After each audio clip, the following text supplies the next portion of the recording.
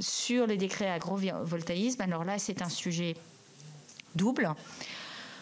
On est à la fin du process de préparation. Je peux vous dire qu'on a énormément travaillé avec les associations, enfin les fédérations d'agriculteurs, l'INRAE, sortir des études techniques, etc., pour essayer de trouver la bonne façon de formuler ce décret.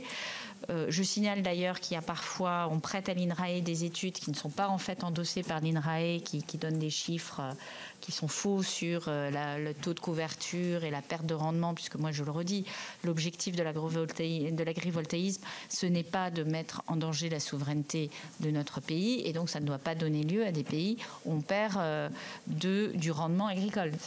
C'est contraire à l'esprit de la loi, et c'est contraire. Pour le coup, si j'ai quand même une ligne rouge, c'est que moi, enfin voilà, le législateur a tranché, on applique ce que dit le législateur. Et donc de ce point de vue-là, je pense qu'on arrive aujourd'hui sur des équilibres qui sont de bon niveau, un bon compromis qui nous permettra, donc là encore on doit rentrer dans toutes les consultations obligatoires, et moi je ferai des annonces à la fin du mois de novembre, ce qui fera une sortie du décret fin de l'année, début d'année prochaine, à peu près dans ces eaux-là.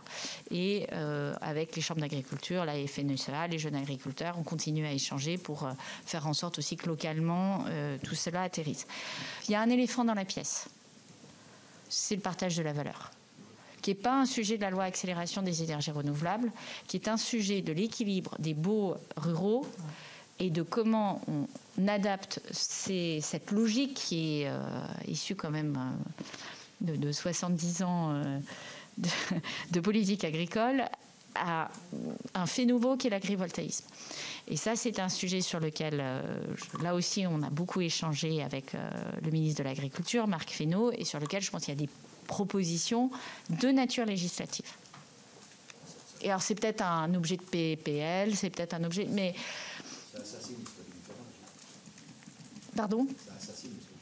Sauf si vous prévoyez, comme dans le statut du fermage, une sorte de fermage agrivoltaïque, c'est-à-dire qui dit en gros comment je désintéresse le propriétaire du sujet. Vous voyez ?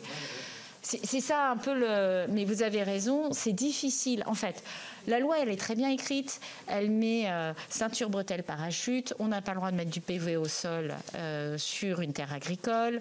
Elle prévoit une définition très précise de l'agrivoltaïsme, etc. Le problème, on l'a tous compris, l'éléphant dans la pièce, c'est que entre un bail rural à quelques centaines d'euros de l'hectare et un terrain agrivoltaïque à quelques milliers de l'hectare, à un moment, ça vous rend créatif sur l'interprétation de la loi. Voilà. Et c'est ça et c'est sur ça que certains élus locaux bloquent et certains représentants d'agriculture bloquent. Et dans d'autres côtés, vous avez aussi des projets qui fonctionnent très bien, je pense en viticulture, en arboriculture, où le sujet n'est pas tout à fait le même en termes, parce que vous n'allez pas démonter les arbres et les vignes, mais c'est du plus. Et effectivement, où vous avez des demandes. Donc moi, j'ai des présidents de région qui bloquent complètement et des présidents de région qui me disent « mais qu'est-ce que vous fichez ? Il faut sortir le décret ». Et j'ai rarement eu un sujet en 5 ans d'expérience de ministre où j'ai un grand écart comme ça, et qui n'est pas un grand écart entre ensemble d'acteurs homogènes, mais qui est un grand écart vraiment de perception. C'est-à-dire 2 présidents de région qui ne sont pas du tout sur la même ligne, 2 agriculteurs qui ne sont pas du tout sur la même ligne, 2 JA qui ne sont pas du tout sur la même ligne. Donc ça veut dire que quelque part, il y a un sujet à reprendre, et que je pense que ce sujet-là, l'éléphant dans la pièce, c'est le partage de la valeur. C'est-à-dire que les deux ont raison. Parce qu'on n'a pas traité le sujet et que ce n'est pas les énergies renouvelables, le sujet, c'est le partage de la valeur. Donc ça va être effectivement un travail qu'on doit reprendre collectivement et je dirais qui intéresse plus, qui nous intéresse, Marc Fesneau et moi.